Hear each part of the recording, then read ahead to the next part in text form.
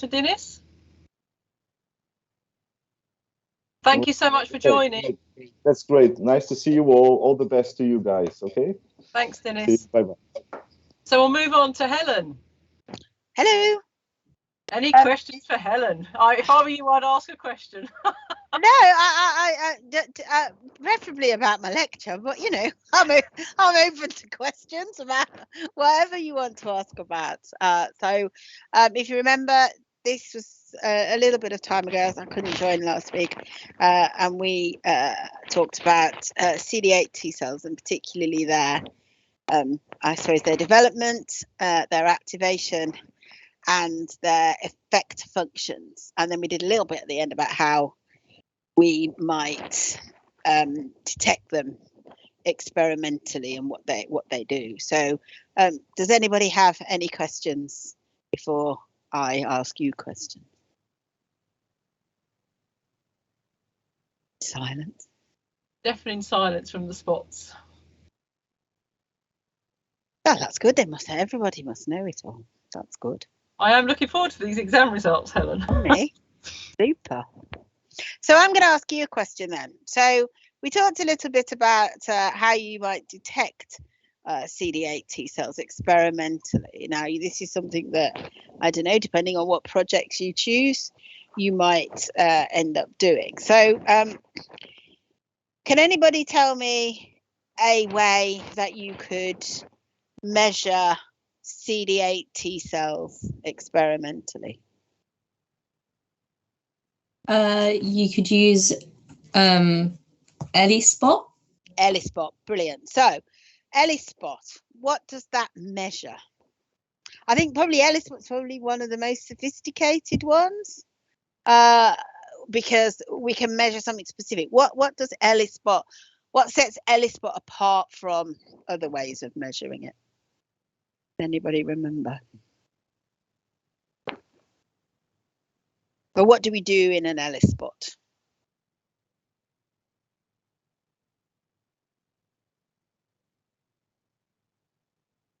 Well, okay, let's make the question slightly different.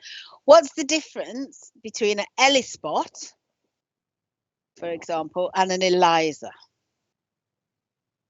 If you were going to measure, let's say we were going to measure interferon gamma production. What's the difference between an ELISpot and an ELISA? Is it because an ELISpot is done like on a membrane? Yeah. Rather than in wells? That's right. It's in a membrane, but there's something more specific about that than just it. Why do we have the membrane there? Is it because so that you can actually, I'm not sure that this is right, but is it so that you can actually culture the cells and then measure what the cells are producing in real time? That's right. So an ELISA just measures the amount of cytokine that's in a supernatant. So let's say we've cultured, as we're talking about CD8 T cells, we've cultured our CD8 T cells, and we know that we've got CD8 T cells, but what we don't know is if they do anything. Now, we can take the supernatant off of the cells, and we can say, oh yes, by ELISA, our cells have made 150 picograms per mil of interferon gamma. That's good. But unless we've got an absolutely pure population of CD8 T cells, we'll have no idea whether the CD8 T cells made the interferon gamma or any other cells did. But with ELISpot, you can actually put cells on the membrane. You can mark the cell with both a marker for CD8 and a marker for the cytokine, and you can see exactly how many cells in your well are making interferon gamma. So you could have a whole population of CD8 T cells, but actually only 4 cells out of 1 million are making interferon gamma. Then you might activate them, and then you can count that this activation has induced, I don't know, 74 cells to make interferon gamma. So it's more quantitative in terms of the number of cells that are making a particular cytokine. So that's one way to measure. And what you're measuring there is you're measuring function, because you're measuring the fact that CD8 T cells make something. And you're also kind of measuring frequency, because you're measuring, you can quantify the number of cells that are making that cytokine. Oh, there's a hand up. Yes. There's a hand up. Alarm. So I don't know if this is a silly question, but No such thing. what would this be used for in like a clinical setting? So I know it measures the function and the number, but then how would that then be applied to, say, diagnostics or something? Yeah, so look, I think actually the reason that ELISpot was discovered, I don't know how, I suppose made up, was actually to look at vaccine trials. So they were going to be using interferon of successful vaccination. I think it was against TB, actually, the first one that was done. So you would look, their hypothesis was that vaccination would induce a population of CD8 T cells to make interferon gamma. And then would this prove to be true? And then they use this as a biomarker for successful vaccination. Okay, so that may be a way. A lot of trials of anything really where they think that CD8 T cells may play a role, and interferon gamma may be that role that they're playing. Because if you remember, we spoke a lot in the lecture about cytotoxicity, because that's what CD8 T cells are most known for doing, killing cells. But actually what often gets forgotten is that actually CD8 T cells make an enormous amount of interferon gamma within the immune response. In fact, in a lot of infections, they actually make more interferon gamma than CD4 T cells do. But this kind of gets lost because everybody thinks that the function of CD8 T cells are to make is to be cytotoxic and to kill other cells. So we can measure them by ELISpot. What else could we measure them by? We talked about that people use now all the time. How might we measure the Flow cytometry? Flow cytometry, yes. So we can do this a couple of ways. You can do killing. You can measure killing by flow cytometry. But what else how would we measure? How do people measure the frequency of a specific T cell subset? So a T cell, CD8 T cells that recognize a specific peptide. Was this the Tetramer experiment? Exactly. Yeah. So Tetramer, I use Tetramer because it's the simplest way to explain it. Now people use multimer, so they can put 10, 11 MHC peptide complexes together to measure this. So this is a way of measuring a specific peptide MHC combination, or the CD8 T cells that recognize that. And if you remember in the lecture, we showed that this was in response to a viral infection, that the number of peptide specific CD8 T cells increased as the infection increased. And this is measured by flow cytometry because we're going to label our peptide MHC complexes with a fluorescent marker. So when they bind to the specific T cell receptor on CD8 T cells, they will be that fluorescent color. So yeah, so remembering this, if you ever have to think about how you might measure them, there are kind of two things about a T cell. There is its frequency, but measuring how many of those T cells that are there does not necessarily tell you that those T cells have a specific function. They're just there. And then there are ways that you can measure their function, their killing ability, and also their ability to produce cytokines. So now we've got talking a little bit. Have you got any other questions about the lecture? So this isn't, I guess, really too much about the lecture, but okay. With the ELISpot, what if you were to get results and data on this, what sort of graph or data presentation would it be in?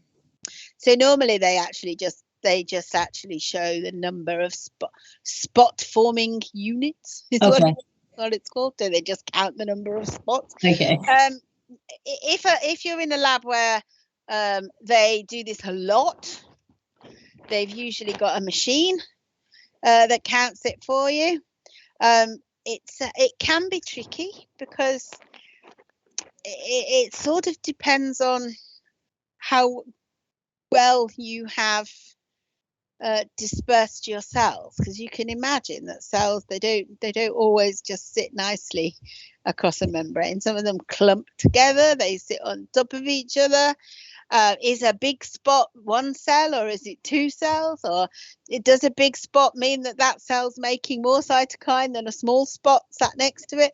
So a lot of labs use a machine that can count these, and you have to do a lot of calibration of the machine and put in the parameters that you're going to tell the machine that it will accept or will ignore. But usually it's shown as spot forming units.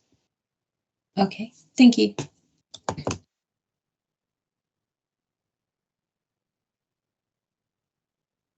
Any more questions for Helen? Good. Marvelous. No more? I would suggest Okay, that Helen, I was just going to say, I would suggest that if you're looking at the lecture and when you're revising, I did point out in the lecture that the sort of hot topics, I guess, that are currently the focus of, I mean, we've known how CD8 T cells kill probably since as long as I've been alive. But there are things we still don't really know about it. So, areas where you might want to do a bit of extra reading are around the area of, remember we talked a little bit about tissue resident memory cells, and this certainly at the last BSI, British Society of Immunology meeting that we went to in person, you could not move for somebody working on tissue resident memory cells. So and these seem to now have a very important role. And the other thing that I said was kind of still not really sorted out is why a CD8 T cell, when it's between it and the target cell, why the CD8 T cell doesn't get killed. If perforin and all of these things are hanging around, what is it about the CD8 T cell that stops it being lysed? So, and I gave you some ideas about that. So I would say these are a couple of things that you might want to think of. And then following on from the conversation you just had with Dinesh, are there such a thing as CD8 Tregs? There are CD8 T cells that make IL-10. And we talked about those. And there is a transcription factor. But if you remember right back to the first tutorial that we had, and we did it high flex, and we had a few AV issues, we did have a discussion also with Catano about, and one of you actually asked the question, and it was a very good question, about what's the difference between a subset and a state. So is it really a subset? Are they really a subset of CD8 T cells, or are they just a CD8 T cell that's doing something because it's under a certain condition? So I think that is something to bear in mind when you're thinking about subsets. I mean, immunologists love a subset. I mean, we'll be down to every cell being a subset if we're not careful, just because sometimes we observe it doing something different to what we normally expect it to do. So there's just a couple of things to bear in mind about CD8 T cells. I believe the BSO this year has a plenary session on TRMs again. I'm sure it does, because they are apparently very, very important. And once you've, and that's another thing, I think, once you've found them, once immunologists have found them, then they're really going to find something that they're going to do, and they're going to everyone's going to be looking at that for a few years, and then it'll fade into memory until 10 years time somebody will reinvent them, like the T suppressor cell, for example, which was heavily studied then completely forgotten about, and then reinvented as a Treg. So, yeah, you'll be able to hear all about tissue resident memory cells at the BSI. Thanks, Helen. Any more questions? All right. Nope. Okay. Then have a lovely weekend, everybody. Thank you, Helen. Okay, bye. Paul, here. I saw your lovely face earlier. There he is again. You're muted, Paul. Schoolboy error. Yeah, you saw my face. I'm not sure lovely is the word that I would use. Well, it's nice to see a face because all at the moment. Paul, thank you for coming. No worries. Over to you. Yeah, so I guess we can, in a word or so, a couple of sentences, we talked about tools that might be used to study sort of T cell differentiation, looking at a genome-wide level. We introduced a whole bunch of methodologies that epigeneticists and cell biologists use to identify the different classes of T cells and understand their differentiation from a common naive cell. And then we talked about... Oh, you've got a question. I've got a Hold on, question. Anna Maria. Got a question already, it's all right. Yeah, Sorry to Anna Maria, off interrupt go. you. I was just going through the chromatin immune precipitation procedure, and if you could can you just explain that one more time? Yep. Specifically, there's this graph on just the 3 graphs. I don't know what slide numbers they are. Slides 26, 27, and 28. If you could just go through them again. Yep. So I'm going to screen share in a moment. And I've got that. So you should be able to see my slides now, correct? Yeah, we can. Right. So chromatin immunoprecipitation. Yeah, so let's go to the protocol first and foremost. Is this what you're asking about, right? Yep. Right. So the protocol so the idea is really to try and see how different cell types, how one cell type differs from another. And we talked about the way that histone proteins and the epigenome is the repository of cellular memory. So different enhancers, different regulatory domains, etc., are going to be revealed in different cell types. So if we take a given population of cells, then and isolate nuclei from them at the top, what we can then do is enzymatically digest and therefore fragment that chromatin into mononucleosomes, dinucleosomes, etc. And then we're going to rely upon an antibody in order to find histones which are post-translationally modified in a particular way.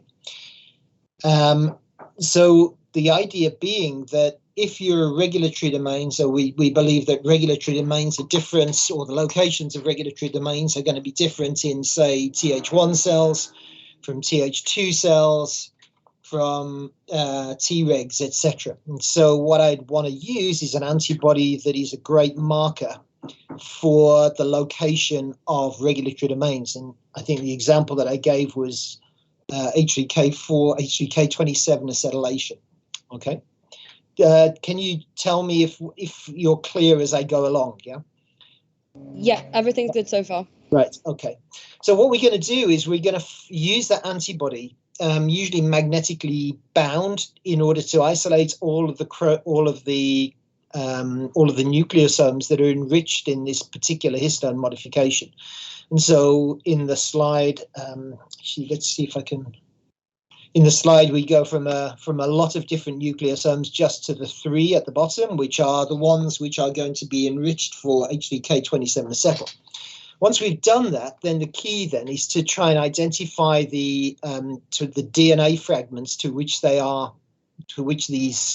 histone proteins are associated with. So we can isolate the DNA from those fragments and then sequence the DNA. And that allows us then to, let's go to the next slide. that allows us to align those different fragments. And each of the different fragments would be represented in a blue bar.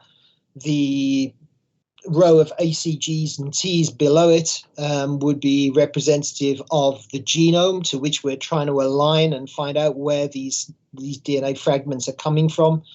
And then this is just a sort of a map of a sort of average gene where we can see that all of these DNA fragments as the blue bars map to the transcriptional start site of whatever gene it is. Yeah, is that okay? So moving on to the next figure, what that would be allow you to do is to generate a global view across the genome. Here we're just looking at 3 sequential genes on a particular DNA strand, and we can see that there is an enrichment of reads for this associated with this particular histone modification around the transcriptional start sites of the 3 genes of interest.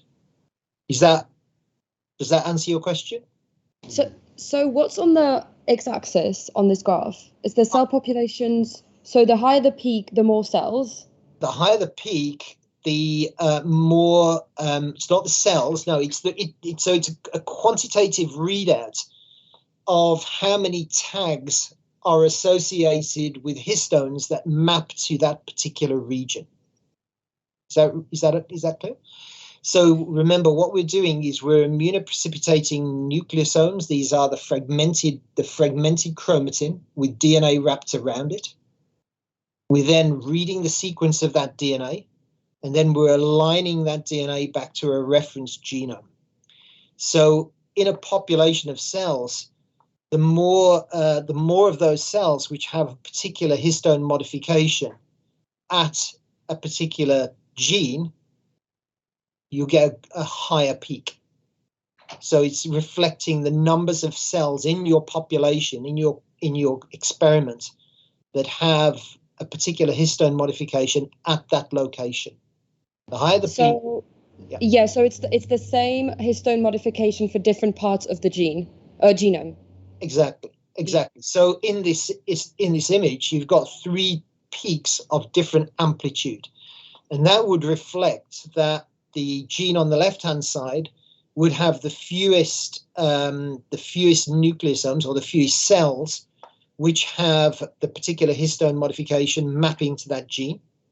In the middle, there's a much higher peak, and that means there's a far greater proportion of the cells in the population that have that histone modification.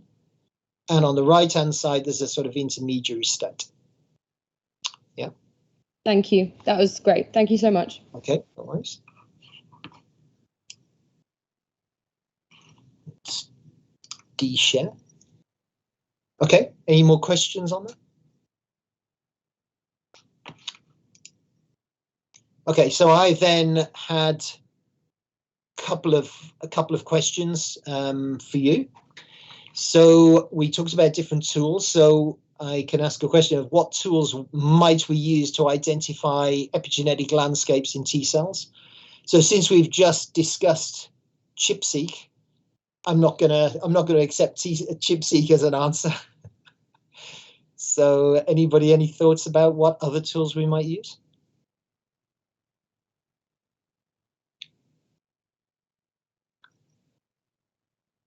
Any takers? You can write it in the chat if you don't want to say anything.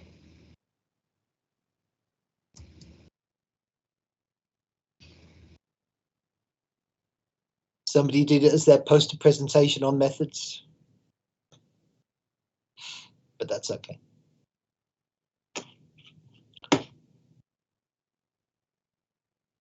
No takers, Paul, you might have to tell us. No takers, I will tell you that those tools might be ATAC-seq. So ATAC-seq is an acronym for Assay for Transposase Accessible Chromatin, and you might use DNA methylation assays. I guess the next question I might ask is, what do each of those assays measure? We did chromatin immunoprecipitation, which was the binding of particular transcription factors to DNA or modified histones within chromatin. Can anybody remember what ATAC-seq identifies?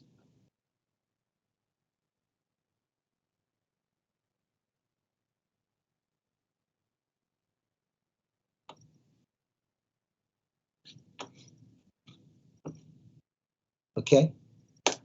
In which case, I will tell you that ATAC-seq identifies regions of chromatin that are available for transcription factor binding. So it's a sort of assay for the locations of regulatory domains such as promoters and enhancers.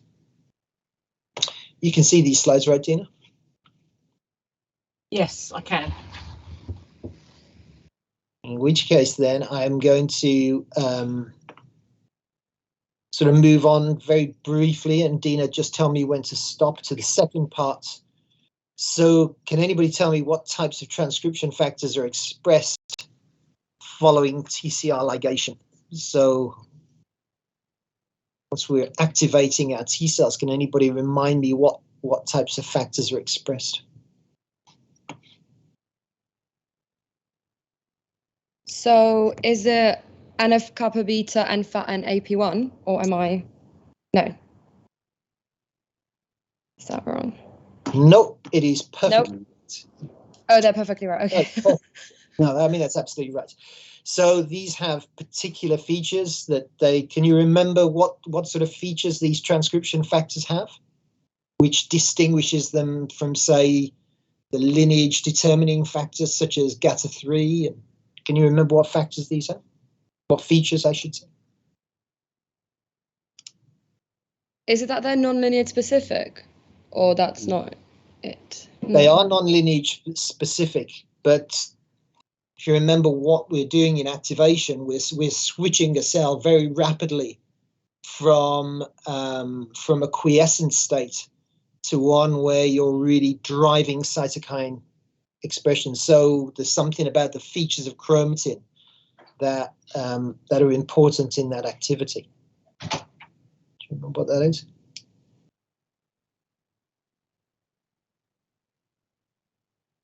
Okay. Tell us, Paul, you've got about a minute left. Okay, so the point is that they bind to pre-existing regulatory domains, right? So those domains have to be revealed. So I'm going to miss out my last question, which is really basically around the way that factors like GATA3 work, because these are lineage determining transcription factors. What they're going to do is they begin what is quite a long process where you go from cells which are not capable of expressing particular cytokines. The lineage-specific transcription factors such as GATA3 can bind to condensed chromatin and mediate the histone eviction that renders those cells capable of expressing downstream cytokines. So GATA3 enables the expression of genes such as interleukin 4, 5, and 13, and in doing that, they become lineage-determining factors. Okay. So that, in a nutshell, was your lecture. What we talked about. Thank you, Paul. Thanks for any more questions for Paul quickly before we move to Patricia. Well, you've cleared up ChIP-seq at least, Paul, so that's great. Thanks very much. Okay. Thanks, Paul, for joining. No worries. Bye. Hi, Patricia. Thank you for coming. No problem. So, over to you, Patricia. Okay, so thank you, Dina. Thanks all guys for joining. So I will go through a tutorial then for the lecture on unconventional T cells, basically NK cells and mite cells we talk about. So what we can do is, if anybody has any question or any part of the lecture that wasn't clear, I'm happy to go through it. Otherwise, I have, if you remember, I post a quiz at the end of the lecture, and we can do that instead, whatever you prefer. Any questions currently? No hands. So let's try with the quiz, because this will allow us to go a bit through the thing. So I will post in the chat the link to the quiz, so hopefully you can all get it. This is it anonymous? So can I go? Of course, please do. Let me just copy, should work. This is anonymous, so just please just go through it. It's very quick. They are just questions, true or false, and then the results will be of everybody together. So it will be completely anonymized. So please just have a go at it, and then we can go through the answers all together. I can actually, in the meantime, I can share this.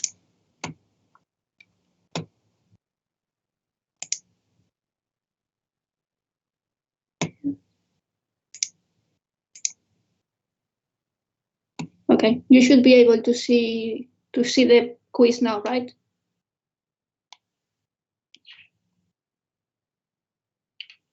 Sorry, yes, I was just doing it. I got distracted. I've got a quiz later, guys, so you'll know how to do it.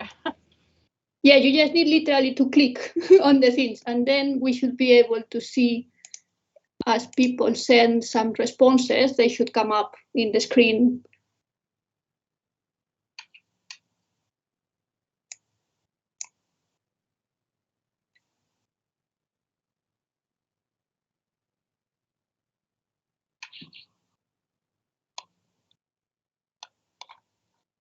There we go. So we have one. So I will give you guys a couple of minutes or something, and then we just go through them.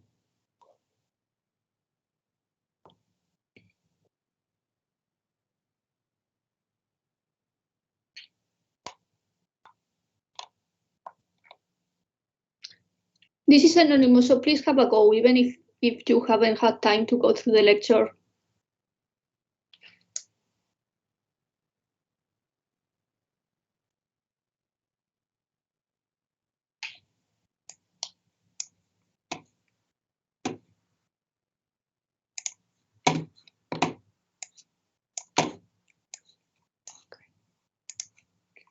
Okay, have a couple of answers.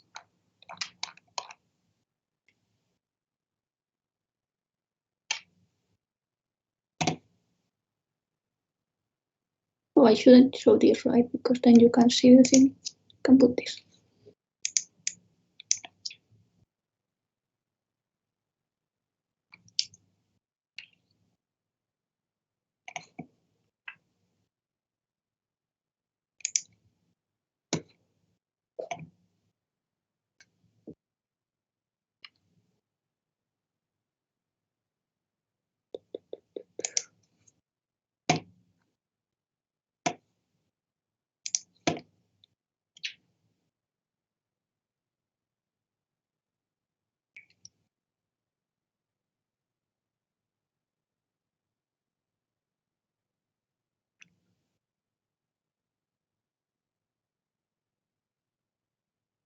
Okay, maybe we can go through the answers. Unless anybody needs one extra minute, then let me know, unmute or put it in the chat or whatever you prefer to do.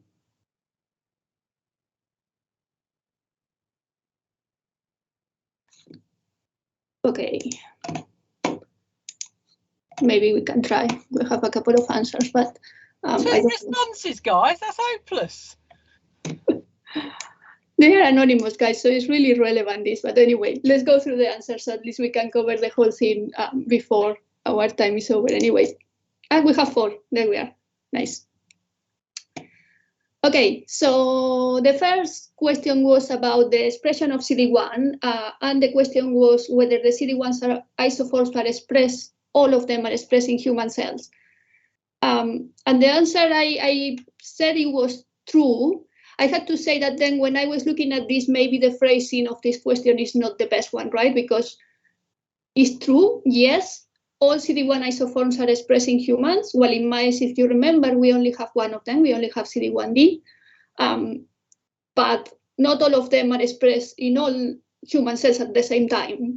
So this one was a bit of a perhaps not the best phrased one, but most of people anyway got it right. So I think everybody understood different expression of the isoforms depending on the different cell types or different mammals that you may be looking at, different species. But then in humans, we have all 5 isoforms expressed. Excellent. The next one appears to be a bit more controversial because people reply half and half. So it's asking about the recirculation of CD1 molecules, specifically of CD1A. So if you remember, we said CD1 molecules are formed, and then they will go to the surface of the cell, but then they will recirculate intracellularly, and they will go through the different intracellular compartments to be able to bind different type of lipids. And the different isoforms recirculate through different compartments. So the question was whether CD1A recirculates through late endosomes, and the answer is that is false. It does not.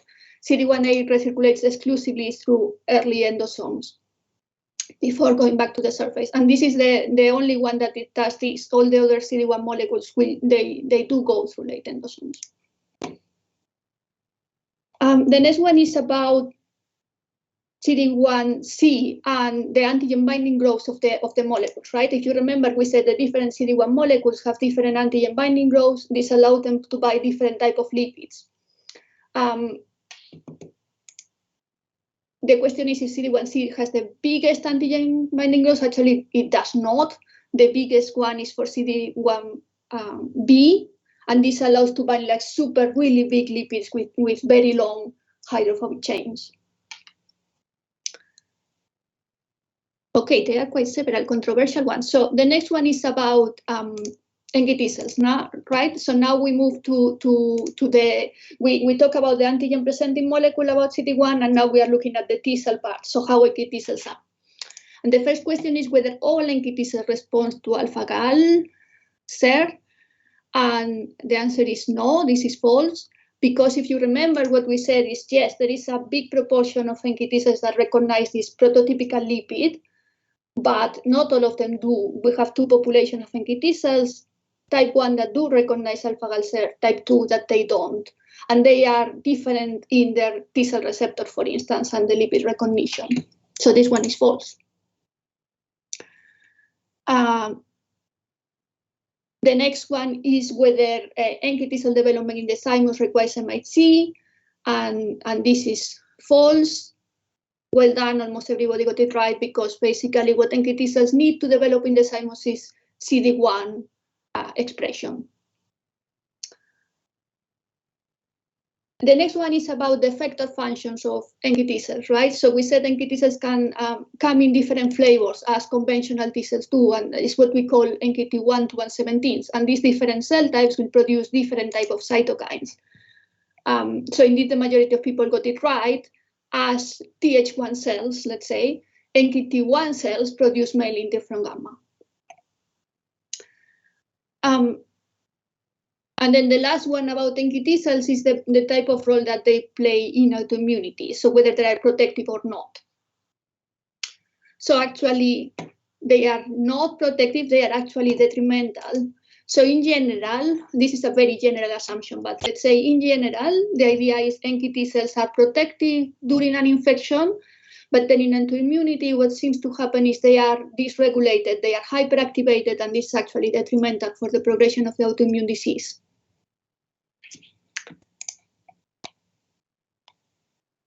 So the next one is we are starting to talk a bit more also about mite cells. If you remember, this was the other population of unconventional T cells that we talk about, that they are restricted on MR1 and they recognize vitamin B metabolites. So the question is whether both NKT cells and mite cells are tissue resident, and well done, the majority of people got it right. Yes, they are, both of them are. And this is what makes them also quite different from conventional T cells, right? Because these cells, both NKT cells and mite cells, will develop in the thymus, but then they will home in the tissues and they will remain in their tissue of choice, and they will not circulate through the body. So we go then back to mite cells and MR1. If you remember, MR1 is a molecule that will present antigens to mite cells. The question was whether it is associated with beta-2 microglobulin, and yes, the majority of people got it right. It is. It's structurally very similar to MHC class 1 and to CD1. All of them are associated to beta-2 microglobulin. The next one is about mite cell developing in the thymus, whether it requires CD1, and this is actually false. if you remember, mite cells, because they are restricted for MR1, what they need for developing in the thymus, they need MR1 in the thymus for development, not CD1. CD1 will restrict NKT cells, and NKT cells need CD1 in the thymus. In the case of mite cells, what they need is MR1. And the last one that everybody got right, excellent, whether mite cells can produce IL-17 after activation. Yes, they do. It's one of the main cytokines that they produce. And there are populations of mite cells that actually express Rho gamma T, that is the typical, let's say, transcription factor associated with IL-17 production. Excellent. So we got 7 responses, and actually, at least in the last one, everybody got it right. So well done, guys. And I think, unless anybody has, the last one right. we have 1 minute, so just been on time. So unless anybody has any questions, I mean, feel free, of course, to email me whenever you go through the lecture. No? Okay. I think then No questions for Patricia? Okay. Thank you, Patricia. No worries. Thank you, everybody. Catherine, are you here? Yay. I wasn't I seeing didn't see you. I was panicking. I was thinking she's not coming, but you are coming. You're here. sorry. We had a lab meeting which overrun. We were going through the figures for a paper and it took 3 hours. So I've just managed to I finish. was relieved. I just thought, because I hadn't heard from you at all. I thought, is she coming? Surely she's coming. You're here. Catherine, thank you for coming. I'll leave it to you. Any questions for Catherine initially, or Catherine, off you go? Thanks, guys. So what I'm going to do is actually what I've done today is I've put, I'm going to do some questions on Poll Everywhere. So I'm just going to drop the link in the chat if you guys want to not sign up, but like you can either go to it on your phone. I think maybe other people have used it. I'm not sure. You can go to it on your phone, or you can go to it in your browser, and there should be some questions that we're going to go through. It's anonymous, Catherine. It is anonymous, as far as I know. So I can do it then, so I can get it wrong and I'll come over to Yep, anybody could do it. So wait to see if I can find my slides. Okay. We see these. So this should hopefully go really smoothly, but let's see. So, okay, so what we did is when we looked at the lecture, we had to cover 3 main aims. So we went in a very kind of reductionist model. I think we remember we discussed sort of like the molecular basis for CD4 T cell differentiation, with the caveat that things are quite complicated when it comes to reading papers. But what we went through is going through the different cytokines and transcription factors involved in the process, and also I think we touched a bit on the sort of functions of these cells and why it makes sense that we actually have these CD4 T cell subsets. And hopefully afterwards you were able to describe some of the differences between the different subsets that we looked at. Mostly we focused on Th1, Th2 and Th17, but we discussed a couple of others. And as I said, this is a constantly rapidly evolving field, so there are always new things being discovered. So does anybody have any questions?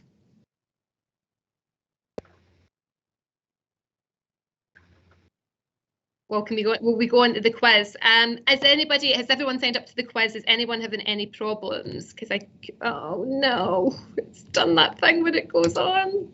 Okay, pretend you didn't see that. Okay, what should happen is, as I ask each of the questions, you should be able to click on it on your phone, and you can click on as many things as you want. And then as the responses come in, I'll leave it for a bit, and then we can see as the responses come in whether we're on the sort of right track, and then I'll give you the answers at the end. Okay, so I'm going to activate each question. I have to activate individually each question, but you should be able to answer this one now. Yeah, there we go. So which cytokines drive Th1 differentiation? I've started easy. So yeah, we've got a lot for interferon gamma. Someone's went IL-4, interesting. Yeah, but as soon as you put it up, it skews it, doesn't it? Everyone's like, oh no, that's not it. Oh, I will photo away now. So yeah. So in this case here, the answer was interferon gamma and IL-12, and we went through how the presence of these cytokines in the environment when the T cells is activated can drive your stats and your master transcription factors to sort of drive this Th1 differentiation, and this is completely right. So interferon gamma and IL-12 are the two key cytokines, and we talked a bit about this not only just this promoting the Th1 response, but also the dampening the other responses as well. So next one, it's come up straight away. So I'm just going to activate the next one.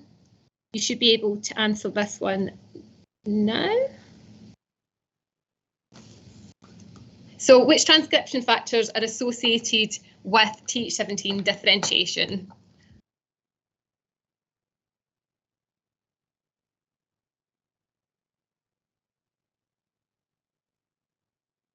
Okay.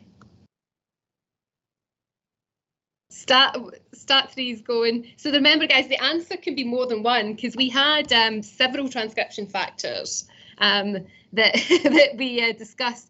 So this idea that there's both a stat transcription factor involved and another transcription factor involved in the promoting the transcription of these genes. So we usually have a few transcription factors, but nobody's went from any of the other answers, and that is indeed correct. So I think we'll remember Th17 was the real complex one. It's quite different in humans and in mice as well. So but crucially, most of the cytokines which are involved in the activation of STAT3, which is good in ROR gamma T. So that is the correct answer.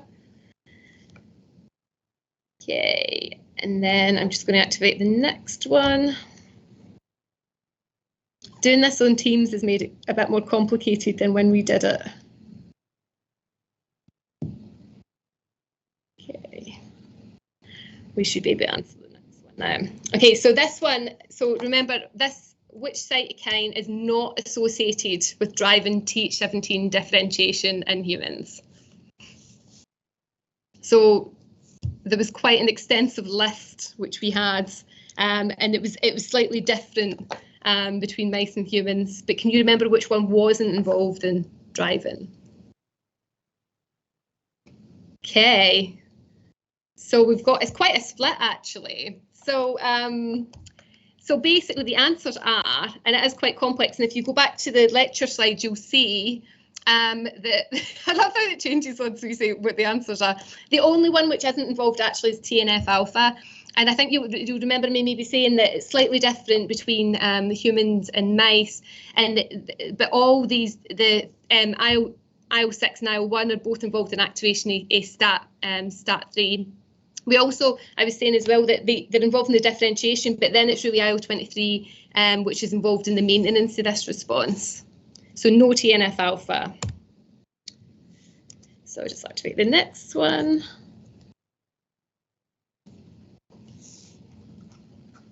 So which cytokine preferentially activates STAT1? Okay.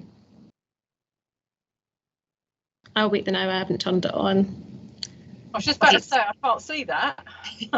I'm playing, well, I couldn't see it. It's because we you have to do it on your phone now because you can't come out of presenter modes to then activate each of the questions. Oh, you mean, I see. Okay. There's probably a clever way of doing it where I can actually do it at the same time within PowerPoint. I know nothing about signal. I was doing well till you got to this signalling question. Now I'm going to have to be guessing now. So okay, so STAT1. Perfect. So yep, exactly. So in Th1 differentiation, interferon gamma is involved in activation of STAT1, and then it was STAT4 was your IL-12, which was from the same section. Okay, I'll activate the next one.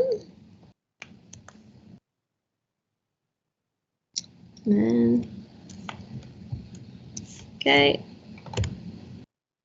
doing very well. Okay, so this is more about function. So which pathogens, remember we discussed all the different aspects of immunity which these cells are involved in. What are Th2 cells equipped to eliminate?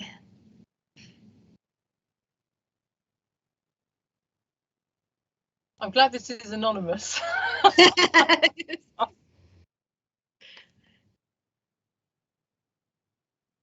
Perfect. Yep. So this is exactly it. So this is a very, and I said this is, you know, perfect. You know, when we're discussing exam questions, but things are quite different in especially in humans and the real world, right? But basically, the function of Th2 cells, a lot of them are to drive B cell differentiation and activation, and this is particularly good at dealing with extracellular pathogens. And we mentioned in particular things like big, like worms. This is really designed to do that, whereas the other ones were. And Th1 is generally intracellular bacteria and viral, and then Th17 is specialised when it comes to fungal infections. So we've only got a few more. Okay. So this was, so what happens, we talked quite a bit about what happens when these different pathways become overactivated, but I did show a slide which happens what happens when we have a deficiency in the Th1 pathway. So what can this result in? And this is linked actually, I've put them next to each other to the question that we just had.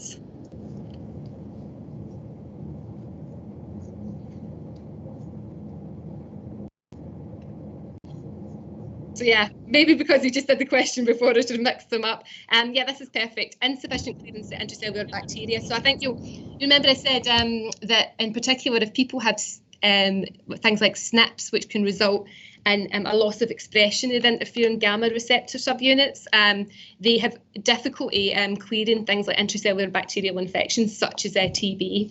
So this is a problem. So this is like a real human example of kind of like a knockout in some cases, which you can see resulting in a pathology. And then I've got one last question, which is on one of my favourite new cell types. Name, so we talked about T follicular helper cells, and this is a type of T cell which is, it's really hot at the moment, but which is involved in the promoting B cell activation. Do you know the two cytokines which they produce? One of the two of the cytokines which they produce in order to drive this B cell activation?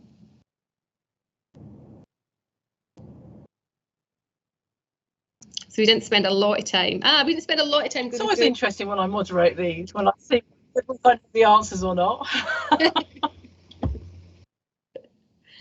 Yeah, it must be good to see everyone's different questions, I think. But again, yeah, so it might be because I showed the answer. I showed that everyone was clicking on the right things, but this is correct as well. So I think everyone's done quite well, actually. So this is just, I think this is what I initially set you to get you sort of thinking about it, but this is just the real like overview of what we would have, and I blanked it out. So just the most important things to remember is, number one, it's not as simple as this, but if we were to, you know, bring it down to be really reductionist, there are a certain set of cytokines involved in the differentiation of T cells, and that this is really dominated and caused by the activation of transcription factors, which can then change the gene expression within these cells. And then this gives them particular functions which are good at dealing with particular pathogens, and that's why we have them. So have you guys got any more questions?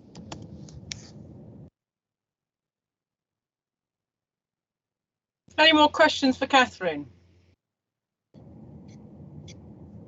You know you want to.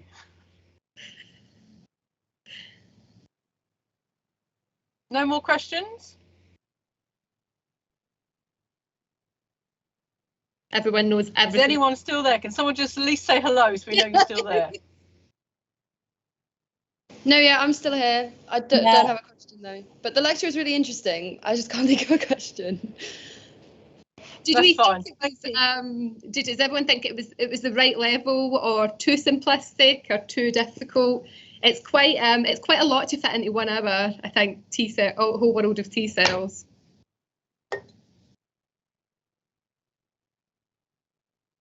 Any comments on that? Well, at least we know they're still there, Catherine. It's just like, no. Thanks very much, Catherine. Okay, no worries. Take care. Is Yin here? I am here. Okay, do you want to go? You can might as well go ahead now, and I can finish off then. While you're here, I don't want you to hang around longer than you have to. I didn't realize we had to do. I can't see you. You know that. Oh, sorry. Hold on. Can you see me now? Yeah, that's better. Yeah. Sorry, I had my webcam cover on because you never know who might be prying. That's fine. Yeah. So I'll leave it to you. Any questions for Yin, or did you set some questions, Yin? I did set some questions. So I said, can we have a think about why we need gamma delta T cells? And I asked you guys to review the evidence for their importance in disease settings, and also to have a think about, if you were running your own lab and had unlimited resources, what sort of experiments you might do. So does anyone want to start off? We briefly explored this at the end of the lecture. There's two girls sat at the back who gave some very good starter answers, so we could go start from there. Let's hope those two girls are here, whoever they were. Yeah, and get their names. Sorry. It was Yeah, me we're and here. Anna. So we were talking about, for my project, I'm doing unconventional T cells and their use in cancer treatments. So we were talking about what experiment you would do to identify whether gamma delta T cells would be helpful in those areas. And we talked about if you had like unlimited resources, you would use like knockout mice to see whether removing the gamma delta T cells would make an effect. If you could give them cancer and see how that would, if you could induce cancer within a mouse and then remove gamma delta T cells and see how that would affect it, and then also vice versa. Yeah. So how might you remove them besides knocking them out? You could use for the T cells, you could use conditional or inducible depletion of the cell lines using diphtherotoxin receptors. Okay. And stuff. So those are still genetic knockouts, aren't they? But if you don't genetically modify them, are there any other ways that you might try and knock out a cell population? I'm not sure. No. So you could potentially deplete them by injecting targeting antibodies. So going back to how these antibodies work, you might get a bit of ADCC against anything that binds these antibodies. So if you have an anti-TCR gamma delta, for example, you could specifically knock out gamma deltas. Obviously, never to the same efficiency that you're going to be able to get with a genetic knockout, but certainly much easier to do.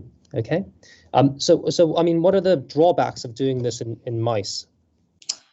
You can't directly apply it to humans because there are differences between the mice cell populations and the human ones in terms of their gamma delta T cell like reactions and stuff. Yeah. Do you know of any in particular? I think I may have mentioned one or two. You did mention them, but I can't remember them right now.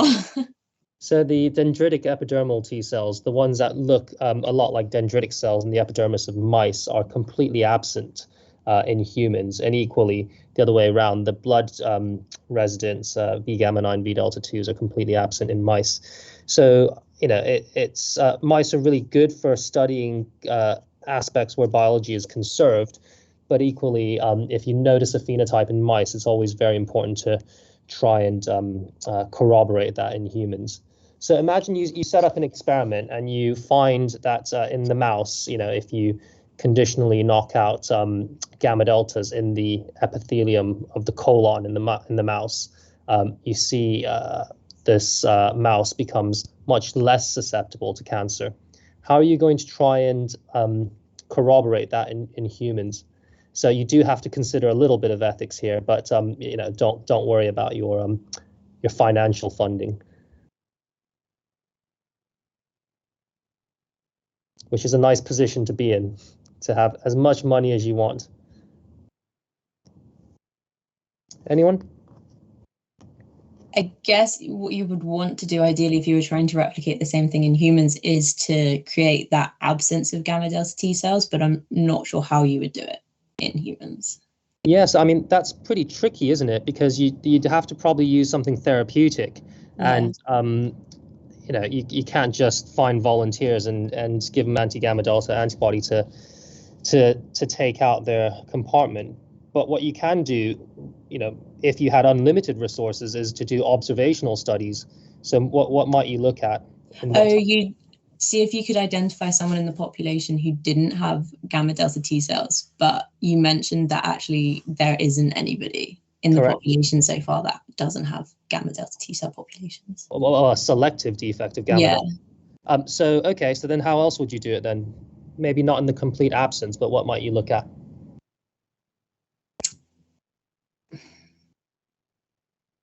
I'm not sure.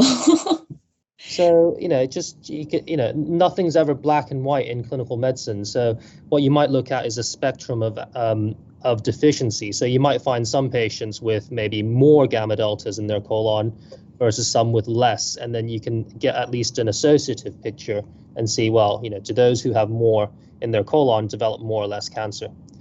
And although this is association, you've got a mouse mechanism there, and then you can start saying, well, associations by themselves aren't causative, but when you have a mechanism which is conserved in mouse and maybe another animal, maybe you look at a monkey or a pig, etc., and it's conserved there as well, then it probably is causative.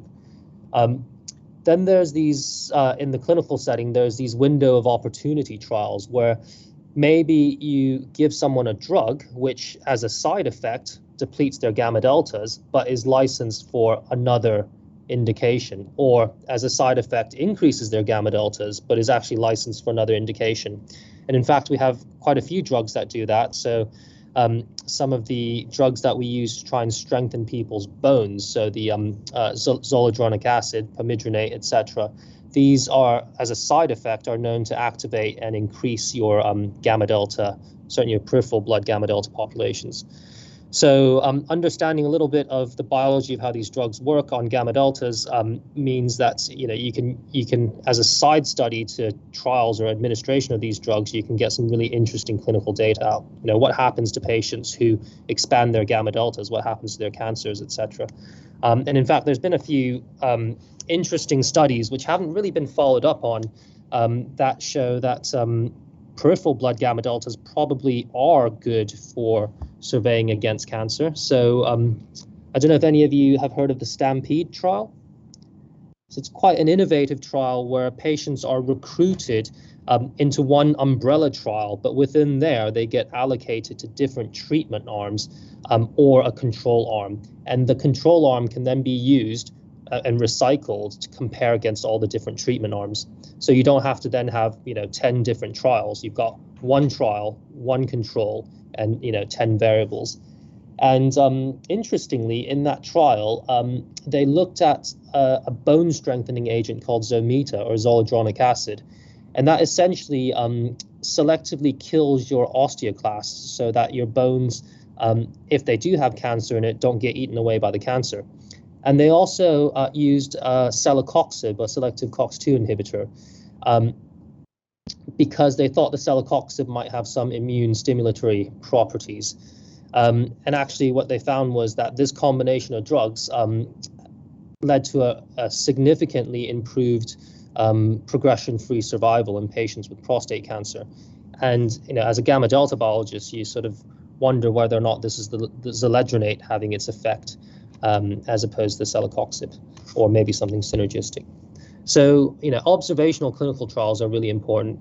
And, the ultimate proof in the pudding is to put the drug into use in a clinical trial. But before you get to that, you need to have robust preclinical data and at least some clinical correlate.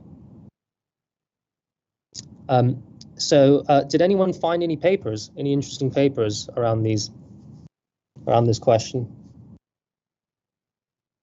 No. Was the lecture relatively clear? No. Yeah, I found the lecture interesting and relatively okay to understand. Yeah. Great. So if you're the only one that does the feedback, I'll get 100% positive feedback. So yeah, and I mean, what do people think? Do we think we need gamma delta T cells? I mean, everything they do can be done by another cell. Yeah, because at the end of the lecture, you said that, like, to this day, we haven't come across a patient or like a person without them, like a immunocompromised patient without the T cells. So yeah.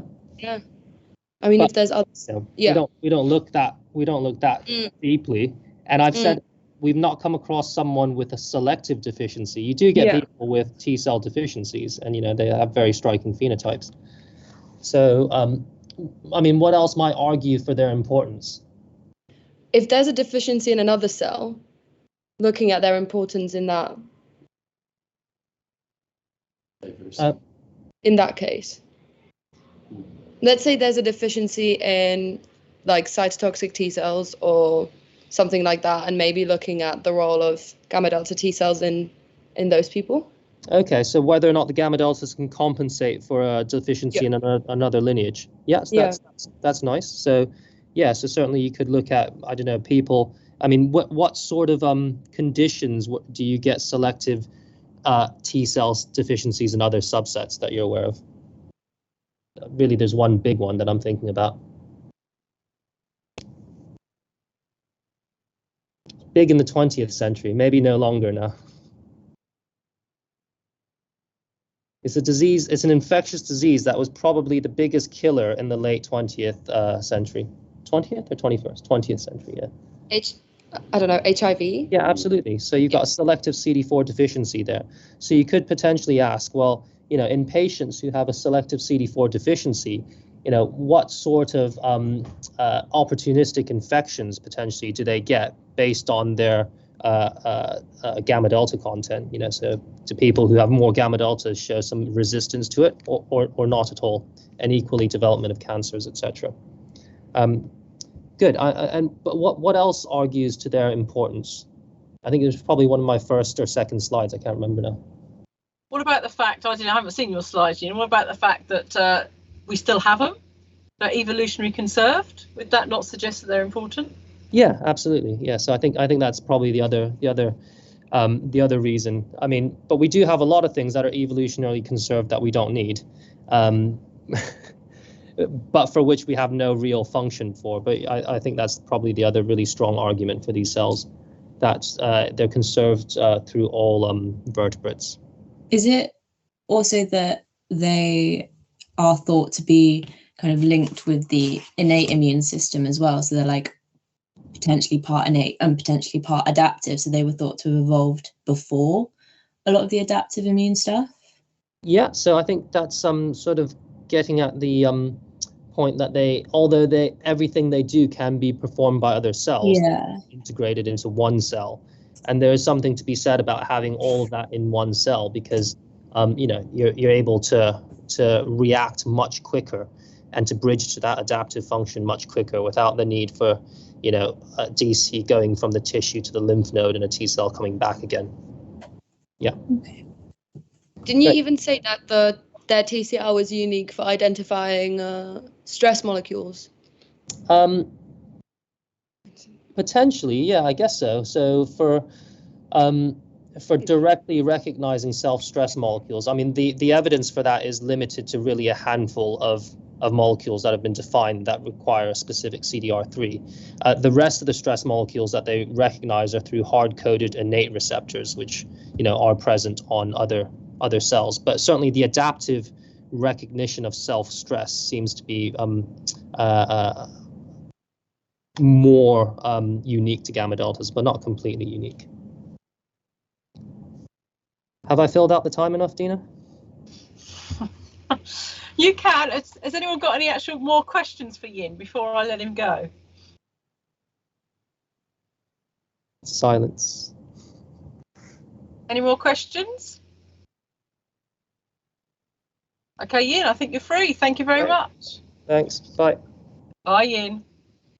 Okay, guys, so the only person left is me. So obviously I gave the lecture on thymic selection the week before last, which is associated with this lecture.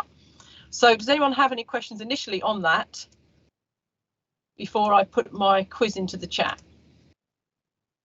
Is anyone out there? Someone say something.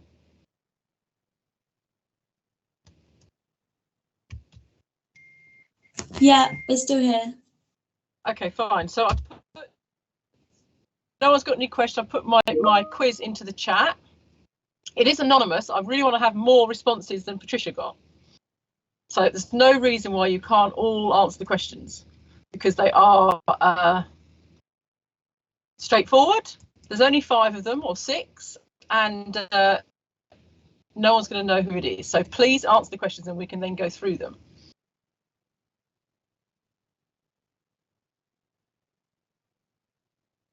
Let's have a look. Can you see my screen for one thing?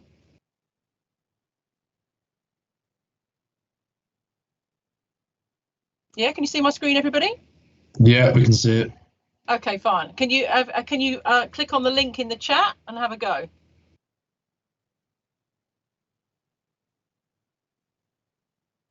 Yeah, the link works. Okay, fine. So there are, let's have a look how many there are. There are only 5 questions. So all have a go at the 5 questions and then we can go through what the answers are. And as Patricia said, the same as for me, I can't see who answered the questions. So if you get them wrong or right, I don't know. So have a go and hopefully you'll learn something as you go through and we can check whether the questions are right.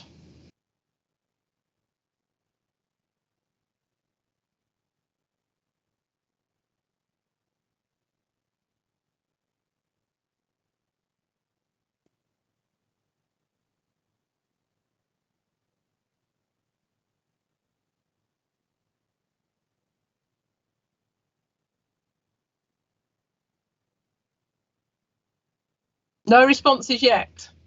Is that because you're all thinking really carefully about the 5 answers? Oh no, one response. Well done.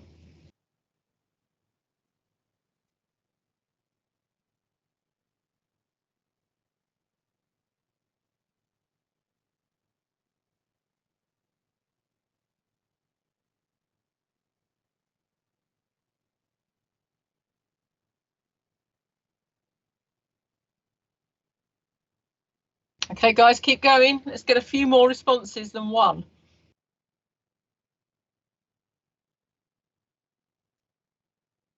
Two responses.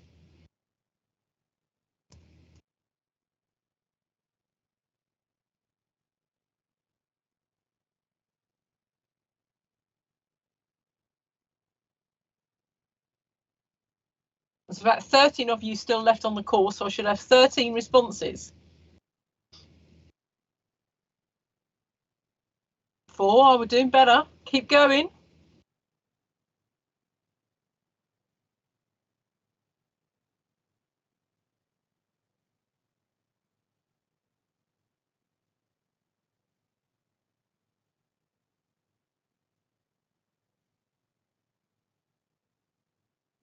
Okay, give 1 more minute and then we'll go through them.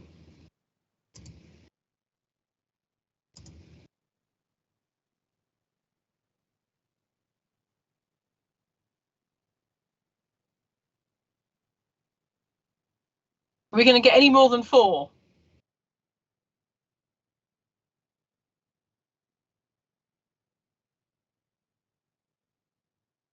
6.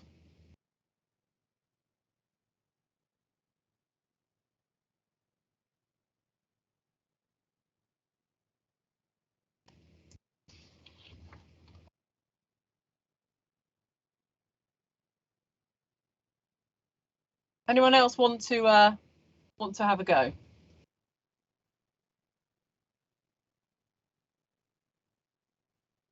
7. Not bad.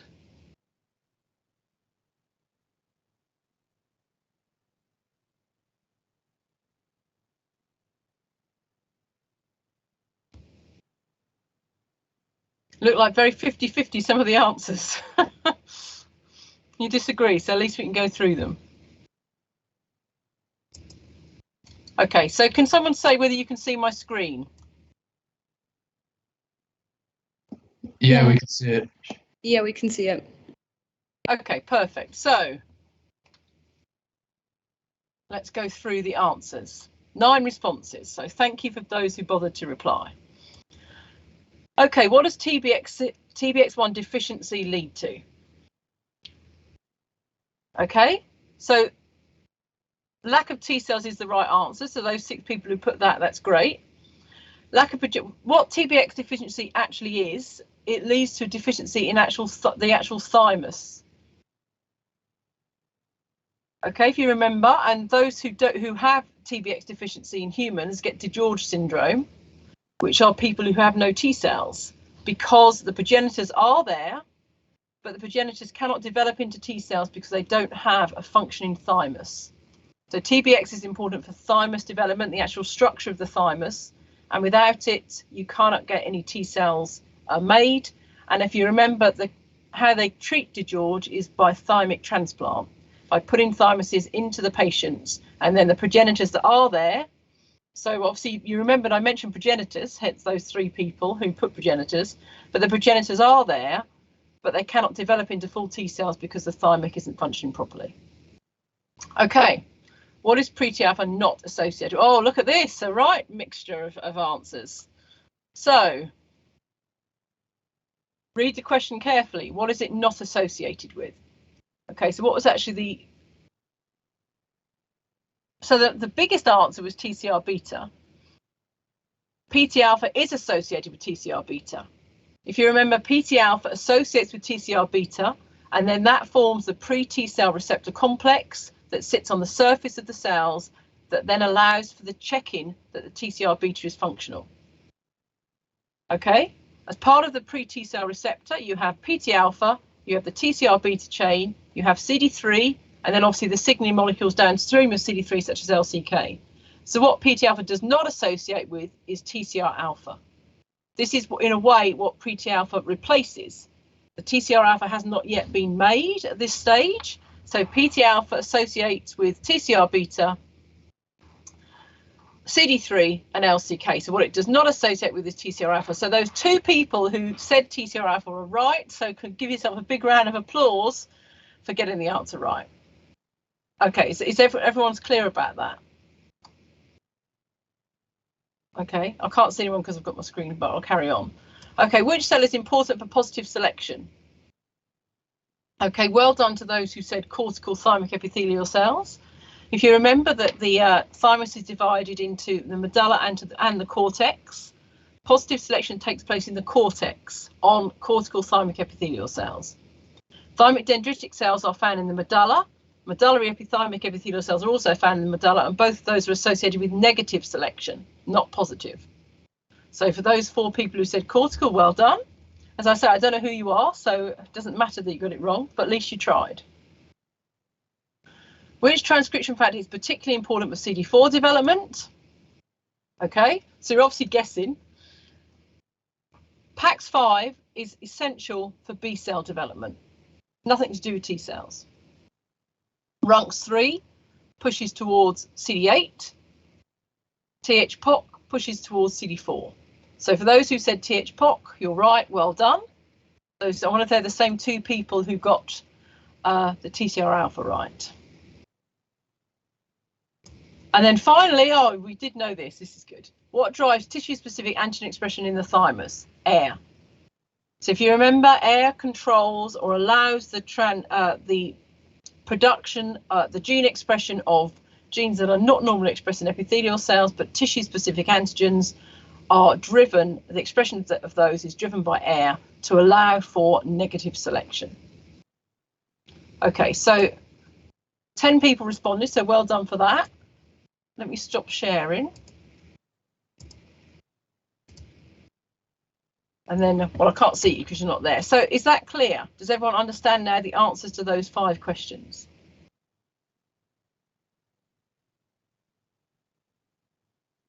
Hello, someone say yes? Yeah. Okay. Well done to those who got them right. If you got them all right, all 5, really well done. But if not, it doesn't matter. But hopefully you now understand what the answer should be. Any other questions on the thymic selection lecture?